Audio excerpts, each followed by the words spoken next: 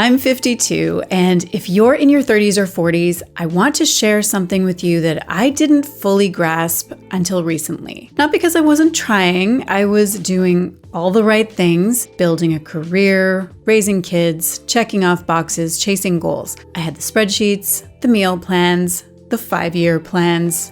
Oh, the plans.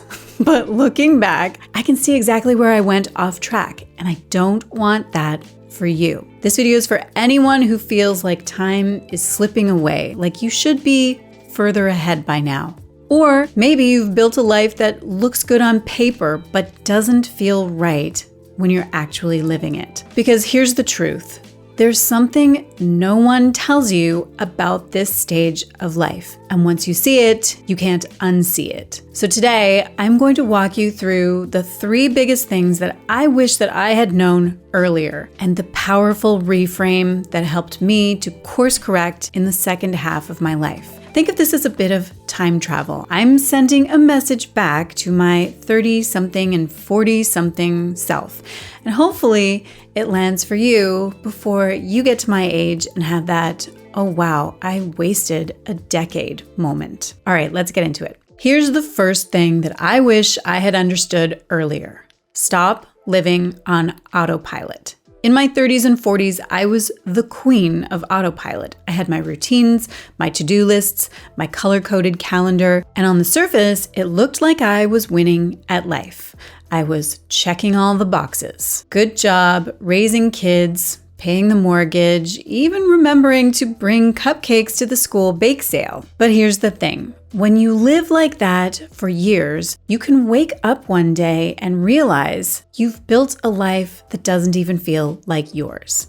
It's like following the recipe perfectly and then realizing you don't even like the dish. And this isn't just me being dramatic. Research shows that the average person spends more than 2.5 hours a day on social media. Add in commuting, errands, scrolling, emails we don't even want to read. It's no wonder so many of us are living on autopilot. We're busy all day long, but we're not necessarily awake to what we're actually building. Psychologists call this the hedonic treadmill, that constant cycle of chasing the next thing, adapting, and then chasing again.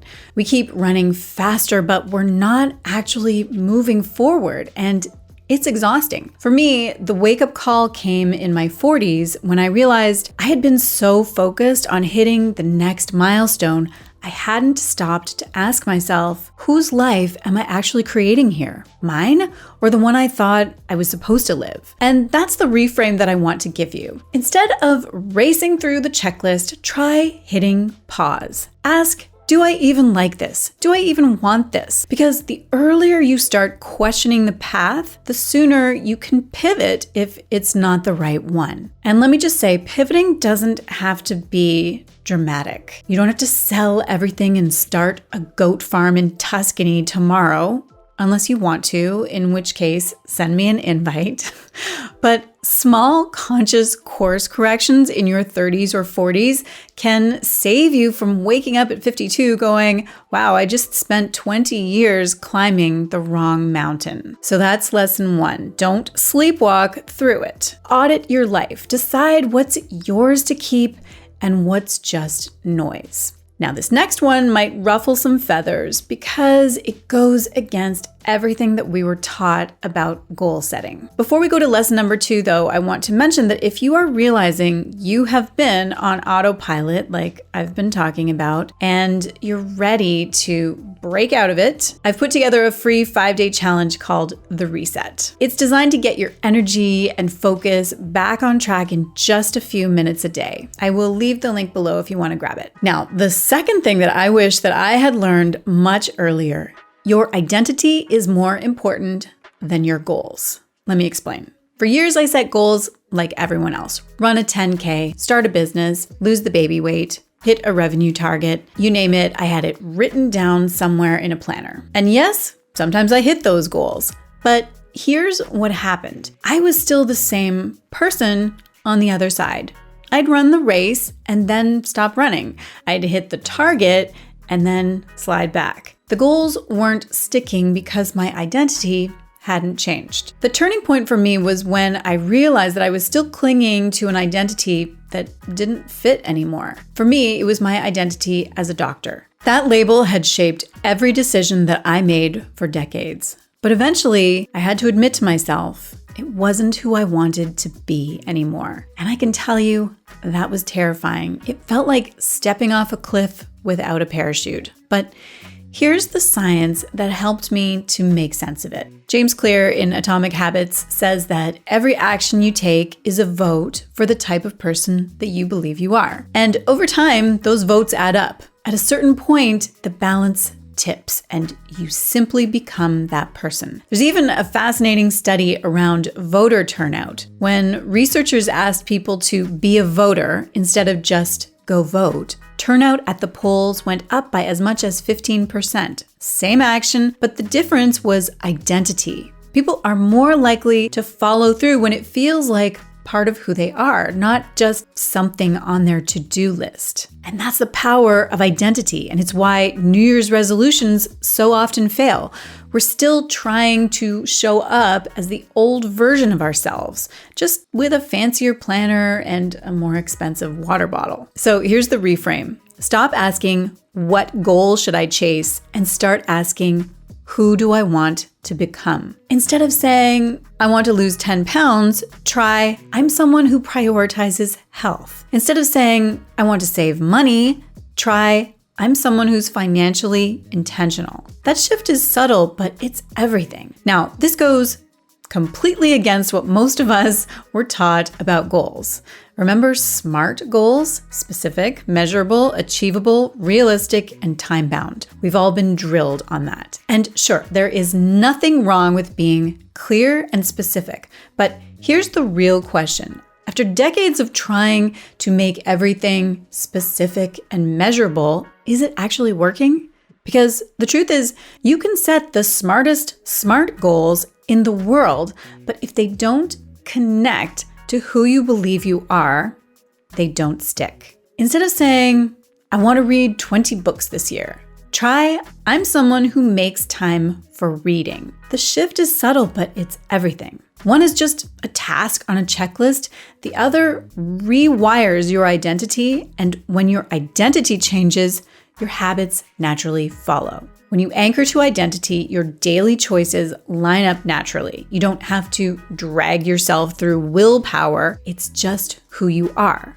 So if you're in your 30s or 40s, this is the perfect moment to start asking, who am I becoming? Because that answer will carry you a lot further than a list of short-term goals. Now, even once you start shifting your identity, there is one more piece that changes everything. And it's the one that we tend to avoid thinking about, but it's also the most motivating truth. The third thing that I wish I had understood earlier is this. Time isn't running out, but it is slipping away if you don't act. When I turned 50, I had this moment of realization that felt like a punch in the gut. Wow, I am already at the halfway mark of my life, if I'm lucky. It wasn't that I suddenly felt old, but I did suddenly feel aware. I could look back and see decades that had flown by in a blur of busyness, and I thought, if I don't make some changes now, the next 2 decades are going to disappear just as fast. And here's the good news. Research shows that happiness actually follows a U-shaped curve. People often hit a dip in life satisfaction in their 40s, but after 50, it tends to rise again, which means midlife isn't the beginning of decline. It can be the beginning of something better if you're intentional. But here's the sobering side. The average person gets about 4,000 weeks of life. If you're in your 40s, you've already used up around 2,000 of them. And those weeks go fast. When you think of it like that, it's not about panicking, but it is about getting clear. Because drifting, that's the real enemy. Time doesn't run out all at once. It drips away in little increments while we're scrolling or overcommitting or saying, maybe next year. So here's the reframe. It's not too late. You are not too old, but it is too late to keep drifting. If you're in your 30s, you've got time to course correct before you hit that midlife dip. If you're in your 40s, this is your invitation to stop postponing and start designing. And if you're like me in your 50s, you know the urgency is real, but so is the possibility. And listen, I have to laugh a little when people in their 30s say, "Oh, I'm so old." You're not old. You're just out of the tutorial level. You finally got enough life experience to know what matters.